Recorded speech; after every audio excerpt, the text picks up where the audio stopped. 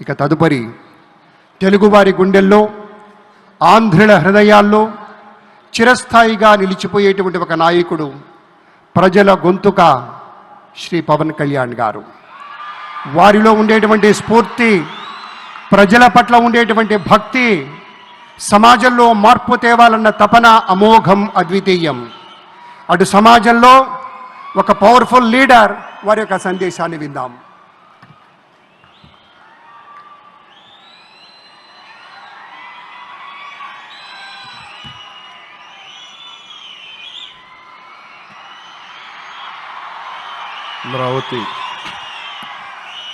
అమరావతి పునఃప్రారంభం సందర్భంగా 34,000 ఎకరాలు ఇచ్చి 29,000 పైచిలకు రైతులు గత 5 సంవత్సరాలుగా నలిగిపోయి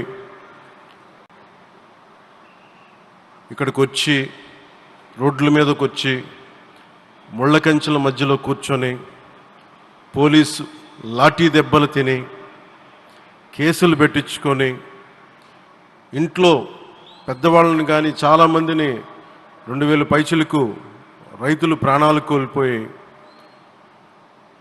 మీరు నలిగి బాధపడి మీ కన్నీళ్ళు తుడిచే వాళ్ళు ఉన్నారా ఆ రోజునని చాలాసార్లు మహిళా రైతులు నన్ను అడిగారు. ఇది గౌరవ ప్రధానమంత్రి శ్రీ నరేంద్ర మోదీ గారికి తెలుస్తుందా అని ఒకసారికి 5 సంవత్సరాల క్రితం మీరు అడిగారు. నేను ఆ రోజు ఆయనకి తెలియకుండా ఏది ఉండదు, అమరావతి శాశ్వత రాజధానిగా ఉంటుందని ఆ రోజు మేమందరం కలిపి మాట ఇచ్చాం. ఆ ఇచ్చిన మాట ప్రకారం ఈ రోజున గౌరవ ప్రధానమంత్రి గారి చేతుల మీదుగా మళ్ళీ ఇంకొకసారి పునఃప్రారంభం జరగబోతుంది. ఇది ఆది శంకరాచార్య 1237వ జయంతి సందర్భంగా తిరిగి అమరావతి పునఃప్రారంభం కావటం చాలా ఆనందాన్ని కలగజేస్తుంది. మనందరం 5 కోట్ల మంది ప్రజలకి సంబంధించి ఇది ఒక హబ్, ఇది సెంటర్, నర్వ్ సెంటర్. ఇది అంటే మనందరికీ సంబంధించిన ఇల్లు. ఇది మనందరం ఎవరిని అడుగుతున్నామంటే, ఒక ప్రధానమంత్రి గారు పూర్వం సన్యాసాశ్రమంలో ఉన్నప్పుడు ఆయనకి అనికేత్ అనే పేరు పెట్టారు. అనికేత్ అంటే అర్థం పరమశివుడు, ఇల్లు లేనివాడని. అలాంటి ఇల్లు లేనివాడు, కుటుంబం లేనివాడు 5 కోట్ల మంది కుటుంబాలకు, 5 కోట్ల మంది ప్రజల కోసం, ఎన్ని కోట్ల కుటుంబాల కోసం మనందరికీ రాజధానిలో ఒక నగరం నిర్మించడానికి, ఇల్లు నిర్మించుకోవడానికి ఇల్లు లేకుండా 140 కోట్ల మంది ప్రజల బాధ్యత తీసుకొని కశ్మీర్ నుంచి కన్యాకుమారి వరకు, అక్కడ కామాఖ్య నుంచి ద్వారకా వరకు ప్రపంచమే, మన దేశమే తన కుటుంబంగా చేసుకుంటూ, ఈ భారతదేశమే తన ఇల్లుగా చేసుకొని తిరిగి పునఃప్రారంభానికి విచ్చేసిన గౌరవ ప్రధానమంత్రి శ్రీ నరేంద్ర మోదీ గారికి మనస్ఫూర్తిగా మన అందరి తరపున, ఆంధ్రప్రదేశ్ ప్రజలందరి తరపున, అమరావతి రైతాంగం తరపున, ఆడపడుచుల తరపున వారికి చేతులెత్తి హృదయపూర్వక నమస్కారాలు తెలియజేస్తున్నాను. దివిసీమ తుఫాన్ వచ్చి అందరి ఆశలను తుడిచిపెట్టేసినట్టు గత ప్రభుత్వం రాష్ట్రం మరియు అమరావతి భవిష్యత్తుని తుడిచిపెట్టేసింది. అమరావతి అంటే పరదాలు, సెక్షన్ 30, సెక్షన్ 144 మాత్రమే గుర్తుకొచ్చేలా పనిచేశారు. నువ్వు ధర్మం కోసం నిలబడితే ధర్మం నువ్వు నిలబడేలా చేస్తుంది అనే విధంగా ఆ రోజున అమరావతి రైతులు, రాష్ట్ర ప్రజలు ఈ ధర్మ యుద్ధంలో విజయం సాధించారు. రైతులు ఇచ్చిన 11,000 ఎకరాల భూమిని త్యాగం చేసి, వారి సంకల్పం 33,000 ఎకరాల భూమిని త్యాగం చేసి, వారి సంకల్పం ఫలితంగా ఈ రోజున ఆంధ్రప్రదేశ్ రాజధాని ఆవిర్భవించింది. అమరావతి రాజధాని పనులు పునఃప్రారంభమవుతున్న ఈ శుభ సందర్భంలో ముందుగా రాజధాని నిర్మాణం కోసం స్వచ్ఛందంగా ముందుకొచ్చి తమ భూముల్ని, పొలాల్ని ప్రభుత్వానికి ఇచ్చిన అమరావతి ప్రాంత రైతులకు, మీ త్యాగానికి గత 5 ఏళ్లుగా మీరు చేసిన పోరాటానికి శిరస్సు వంచి మీకు ధన్యవాదాలు తెలియజేస్తున్నాను. గత 5 ఏళ్లుగా రాజధాని నిర్మాణం నిలిచిపోయి రాజధాని తరలిపోతుందనే సమయంలో రోడ్ల మీదకు వచ్చి 5 కోట్ల ప్రజల తరపున రైతులు, మహిళలు, విద్యార్థులు చేసిన పోరాటం, మీరు పడిన అవమానాలు, మీపై పడిన గాయాలు, ప్రతి ఒక్కటి మా మనసులో ఉంది.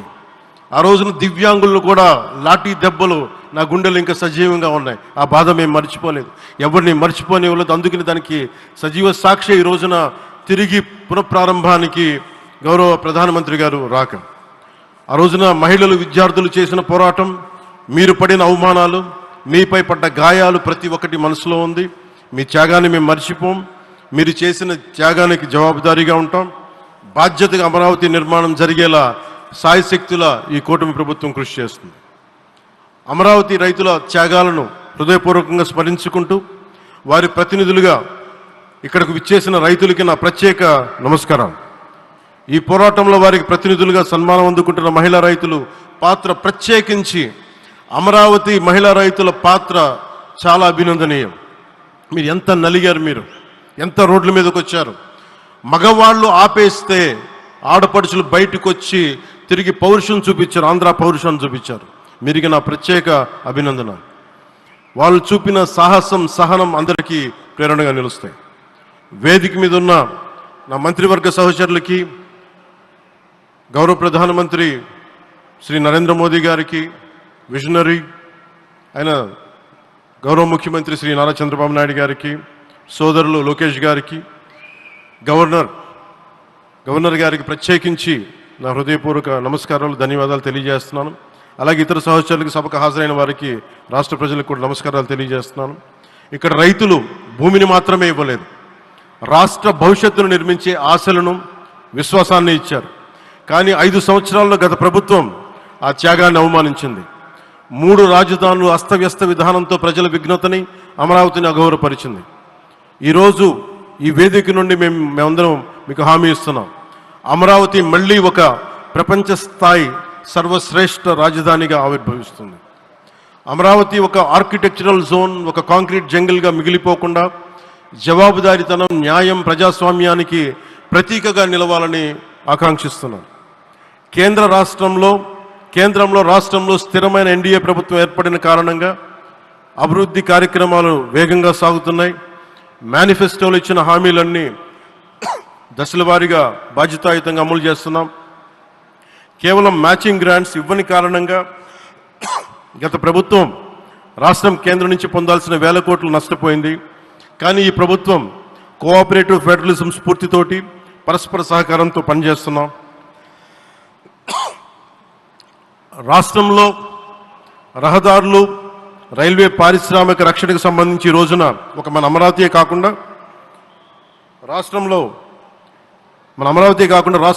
రహదారులు, రైల్వే, పారిశ్రామిక రక్షణకు సంబంధించి ఈ రోజున 1,07,00,000 కోట్ల విలువైన అభివృద్ధి పనులకి ప్రధాని గారు శంకుస్థాపనలు, ప్రారంభోత్సవాలు చేస్తున్నారు.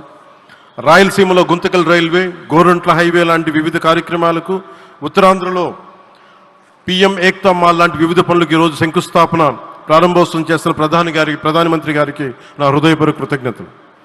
నేను అవనిగడ్డ ఎన్నికల ప్రచారంలో హామీ ఇచ్చిన దానికి అనుగుణంగా మనందరి ఆశలు మనకి ఆశించిన విధంగా నాగాయలంకలో మిస్సైల్ టెస్ట్ రేంజ్కి ప్రధానమంత్రి గారు ఈ రోజున శంకుస్థాపన జరగడం నాకు చాలా సంతోషంగా ఉంది.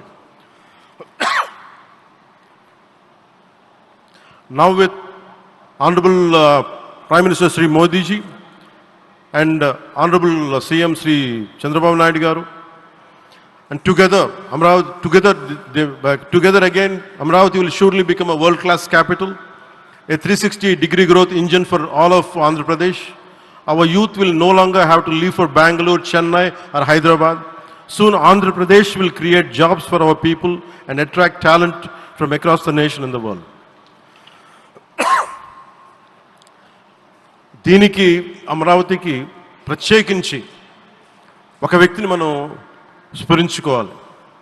రాళ్లల్లో, రప్పల్లో ఒక మహానగరాన్ని చూసిన వ్యక్తి, ఒక 20 సంవత్సరాలు ముందుకెళ్ళి చూసిన వ్యక్తి. అలాంటి నాయకులు మనందరం కోరుకున్నట్టుగా ఆయన వెనంటే ఆయన ఉండాలి, ముఖ్యమంత్రిగా ఉండాలి అని మేము ఆశించిన విధంగా ఆయన ముఖ్యమంత్రి అయ్యారు. ఆయన సైబరాబాద్ అనే సిటీని ఎలా నిర్మించారో, ఎంత అద్భుతంగా రూపకల్పన చేశారో, అమరావతి అనే ఈ క్యాపిటల్ని కూడా ఆయన అపారమైన అనుభవంతో, ఆయన దక్షతతోటి ఆయన గవర్నెన్స్ కేపబిలిటీ తోటి, అడ్మినిస్ట్రేటివ్ కెపాసిటీ తోటి ఇది అద్భుతమైన మహానగరంగా తీర్చిదిద్దుతుంది. ఇది ఆంధ్రప్రదేశ్కే కాదు, భారతదేశానికి తలమానికంగా అవుతుందని మనస్ఫూర్తిగా నేను ఆశిస్తున్నాను. అలాగే ప్రత్యేకించి ఈ రోజున మనం ప్రధానమంత్రి గారిని చాలా లోతుగా మనం అర్థం చేసుకోవాలి. ఈ రోజున కశ్మీర్లో దాదాపు 28 మందిని చంపేశారు. అలాంటి క్లిష్ట సమయంలో రాష్ట్రం, దేశం మొత్తం యుద్ధం వైపు వెళ్తున్న సమయంలో, అలాంటి కీలక సమయంలో ప్రధానమంత్రి గారు ఇక్కడికి వచ్చి లోపలంతా బరువు, గుండెల్లో బరువు పెట్టుకొని వేదన ఉండి కూడా అమరావతి రైతులు చేసిన త్యాగాలను మర్చిపోకూడదని చెప్పి ఇంత ఇబ్బందుల్లో కూడా ఆయనకు వచ్చినందుకు మనస్ఫూర్తిగా ఒక్కసారి మనందరం ప్రధానమంత్రి గారికి గౌరవ సూచకంగా మనందరం కృతజ్ఞతలు తెలియజేయాలి. The Pahalgam terrorist attack has been one of the darkest days for the entire country. Even the blood was spilled in Kashmir. The blood spilled in Kashmir, it created tremors in the entire nation. And we had seen it personally, witnessed personally, the pain of the victims. For the Honorable PM Modi ji, he is leading the country through these tough times, and he assured all the citizens with stern action against the perpetrators of terrorism. I know this is very sensitive time, and Modi ji is carrying the nation's burden. Amidst this tremendous difficult moment, Modi ji still gave time and came today to Amravati. This shows his deep commitment to Andhra Pradesh, to the people of Andhra Pradesh, and we are deeply grateful to you, sir. May Lord Bhavani, మన కనకదుర్గమ్మ ఆశీస్సులతోటి వారికి బలాన్ని ఇవ్వాలి, శక్తిని ఇవ్వాలి, మనందరం ప్రార్థిద్దాం. May Lord Bhavani Mata give immense strength to our Honorable Prime Minister Modi ji to lead our nation and bless Bharat, Andhra Pradesh and Amravati. Jai Bhavani, Jai Bharat and Jai Hind.